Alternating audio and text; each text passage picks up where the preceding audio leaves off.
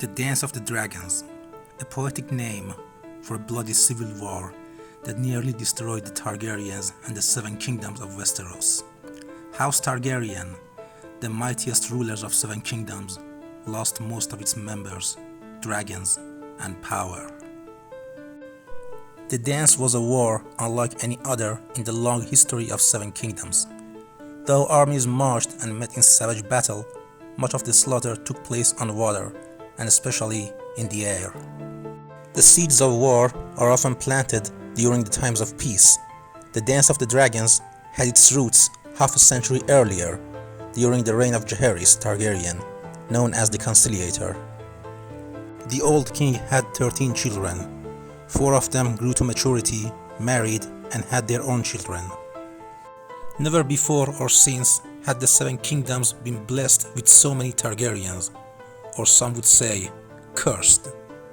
Many maesters believe that the Dance of the Dragons or some similar struggle was inevitable. This was not apparent in the early years of Jaehaerys' reign, since his grace had the heir and the spare, Prince Aemon and Prince Baelon. When Prince Aemon was slain, Prince Baelon became the crown prince. But Prince Aemon had a child, Rhaenys, who had wed the king's master of ships, Lord Corlys Velaryon. Also, Prince Rhaenys was pregnant when her father died. By granting Dragonstone to Prince Baelon, King Jaehaerys was not only passing over Rhaenys, but also her possible unborn son. Everyone agreed that Baelon, a 35-year-old seasoned knight, was better suited to rule than Rhaenys. But in few years, Prince Baelon died, and now there was no longer a clear successor to the Iron Throne. But that didn't mean there was any lack of claims. Baelon had 2 sons, Viserys and Daemon. The claims of Princess Rhaenys and her daughter, Laena Velaryon, were put forward once again, and even if they were to be passed over because they were female, Rhaenys' son, Lenore, had no such problem. Reports had reached the court that Corlys Velaryon was massing ships to defend the rights of his son Lenore, while Daemon Targaryen, a hot-tempered 20-year-old young man, had gathered his own band of sworn swords in support of his brother Viserys.